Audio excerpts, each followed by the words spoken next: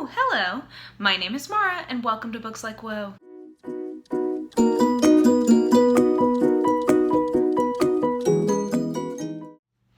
Okay, it's that time of the month. Time to do my what I'm reading right now video. I'm filming this a little earlier than I normally would, so in theory I wouldn't have as many books to talk about, but I've already read 14 books this month. Most of those have been like novellas and shorter books, so that's part of it because my Kindle Unlimited subscription is about to be up and I'm not going to renew for a while, so I was kind of working through some things that were just like light trash basically on that list. So that's a lot of what I've read, but I had a couple of other things that I've read and a couple of things that I'm thinking about or about to read that I thought I would talk to you guys about. So let's just get into it. Notable things that I've read so far, one of which technically I read at the end of September, but just in terms of the timing of my wrap up versus the end of the month, I didn't get to include it, but I thought I'd mention it here, and that's Phoenix Unbound by Grace Draven. Now, I really like Grace Draven a lot. She writes fantasies and specifically really fantasy romance. She's one of the kind of best authors I think in that space, though there's a lot of people doing good work in that subgenre, but she's like a go-to author that I recommend for people maybe interested in romance who like fantasy. Radiance is the one from her that I always recommend on that. But her newest one, Phoenix Unbound, is a really good book, but it is not without problems and it needs like all of the content warnings. So just telling you right now, this is a brutal book. It is violent. There is baked into the premise is essentially rape of both the hero and the heroine.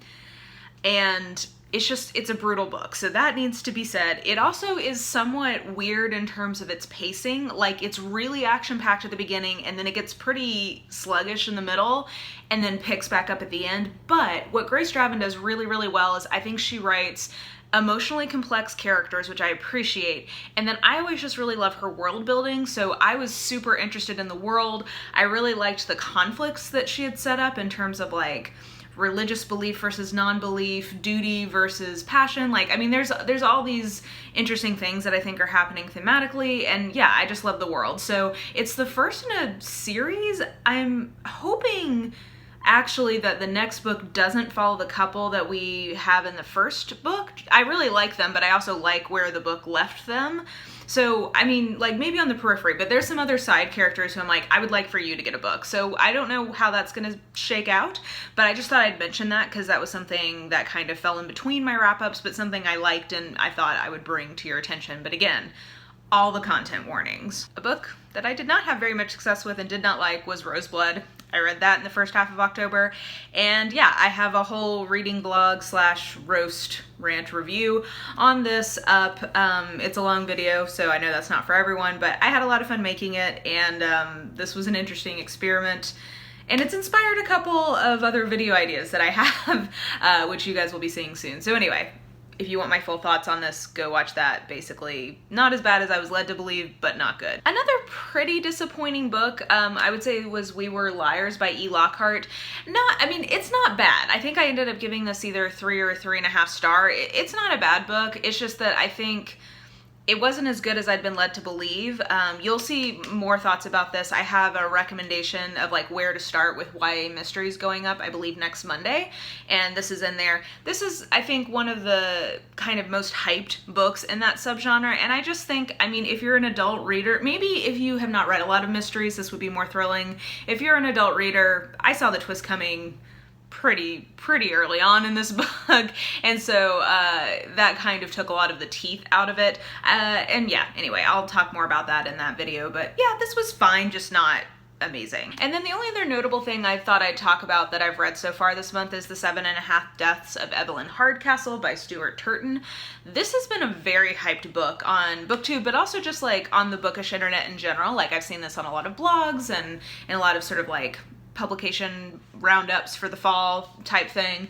And I really enjoyed this. Now, this has been out, I believe, in Europe for a while, but the publication here in the US was only in September. And I think actually also in Europe, it's only called The 7 Deaths of Evelyn Hart. So anyway, there you go. This was good. I gave this 4 stars, I think. I I need to update my Goodreads. I gave this 4 stars. This is a good book that I enjoyed, and I really liked a lot of the tropes it was playing with. I liked the sense of disorientation that it had, and yeah, I think there's a lot to like in this book if you were a fan of this type of mystery, which is like my catnip, and it's a genre bender. So like, it's a mystery, but like genre-wise, there's some twists in there, and I don't want to get into it because I don't want to give any spoilers. I'll just say that I think that in the hands of maybe a slightly better writer, this could have easily been a 5-star book, because this is a 5-star premise, and I think the actual, like, what happens is 5 stars. I think that the disorientation is purposeful on the part of the author, but I don't think it's done as well as, for instance, a couple of books that come to mind for me that are disorienting, but you feel like the author is fully in control of your feeling of disorientation, are The Library at Mount Char and The Rook. Both of those are books that you're never told, like, you spend a lot of it being like, what is going on? You feel like the author is purposely doing that to you and that you're not missing anything. It's just that's what the book is. I think that there are several moments in this where I feel like I'm not totally sure I'm getting what's going on, and I don't think it's because it's on purpose. Basically, I just think stylistically, I think this is like maybe a first novel for this author, and you can kind of tell is what this boils down to. And again, I gave this a 4-star. I actually really like this and would recommend it, but I wanted to put that out there because this is such a hyped book that I do think some tempering of expectations is potentially in order in terms of just like the style, at least for me. I had heard from a few people who I follow on Goodreads, just looking at their reviews, that they had a problem with the portrayal of fat people in this book, and I would agree. I can see where they're coming from on that. I see what the author is trying to do with it, so it doesn't totally bother me. And I mean, like, I still am a fat person, so I feel like I'm entitled to have an opinion on this. I would say I didn't find this like overly offensive, but I do think I can see why somebody would find this offensive, and I never like it when a potentially villainous character, a part of how the author inspires like hate or disgust towards that person is through them being fat. Like, I don't like that. So all that to say, that's a small warning there. It didn't end up really bothering me, but I do think it's a valid thing to raise. So anyway, all that to say, I did enjoy this and would recommend it, but it wasn't as, the hype is very high on this book, so like I would recommend that you sort of like manage your expectations in that respect. And then in terms of things that I'm going to read, I am getting so close to having my ARC backlog managed.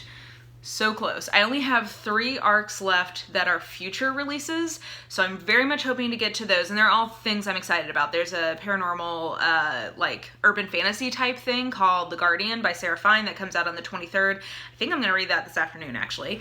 I have the next Jennifer Lynn Barnes book, which comes out on November 6th, and I also have a book about the history of escaped enslaved people in America that comes out on November 6th. So once I read those 3, all of my future arcs are taken care of, and then I think I have 4 or 5 ones that have already come out. Like, I either got them after they came out or I got them on the day they came out, and if I do that, I don't feel the obligation to read them immediately, because I'm like, if you wanted me to read this in advance, you should have gotten to me earlier, basically.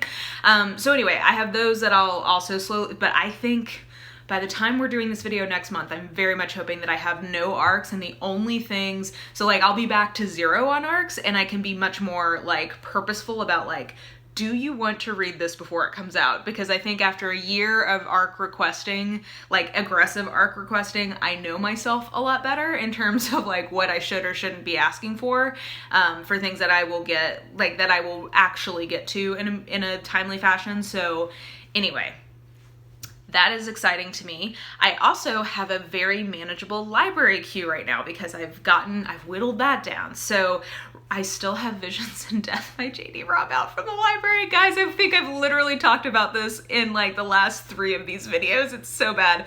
But that is the other book that I'm hoping to read this weekend. So here's hoping that I will not be talking about that book again to you next time. And then I also, in theory, need to read the 7 Husbands of Evelyn, Hugo? Whatever, that book that has almost the exact same title as the 7.5 Deaths of Evelyn Hardcastle. the two titles I always get confused. The one that's about the, like, it's sort of like a biography or an autobiography of a starlet, I think, that everybody has really liked. I want to get to that, and I've gotten it out from the library like 5 times, so maybe it will go back again. So I have that. Do I have anything else? Oh, I have the newest Lynsay San Argento vampire book out, and those like they're just dumb and fun, and I really enjoy them. So I'm looking forward to reading that. And I have a couple of audiobooks. I have an audiobook called Forces of Nature from Jane Harper, which is like a mystery thriller thing that I've heard good things about. So I have that as audio that I probably will be listening to on my commute. And then I'm doing a little reading vlog project that involves several books, but one of them is Passenger to Frankfurt by Agatha Christie. So yeah, I have that out as audio as well. So that's all of my library and arcs.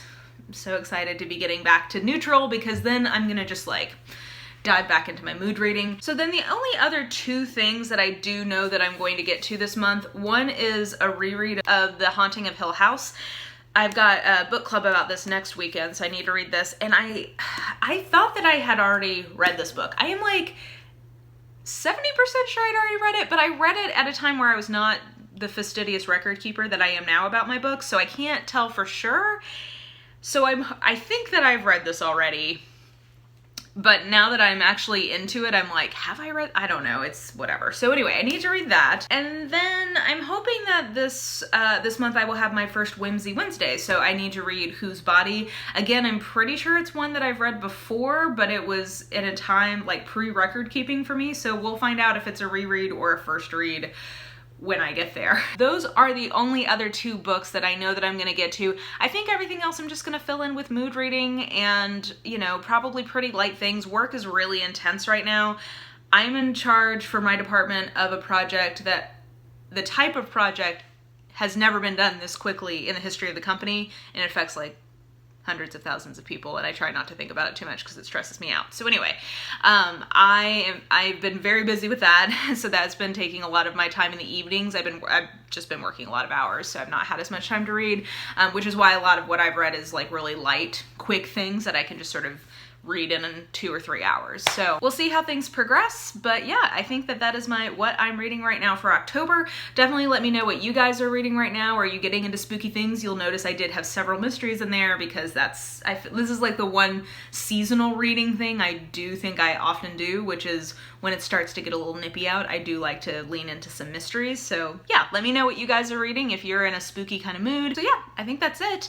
If you enjoyed this video, please like, subscribe, follow me on the social medias if you are so inclined. I have all that information listed in the description box below. You can always find my ratings for things as I go on Goodreads, and then on Instagram, I do an Insta story almost every day, just talking about what I'm reading right now, or if I get book mail or whatever. So if you want to keep up with me there, you can.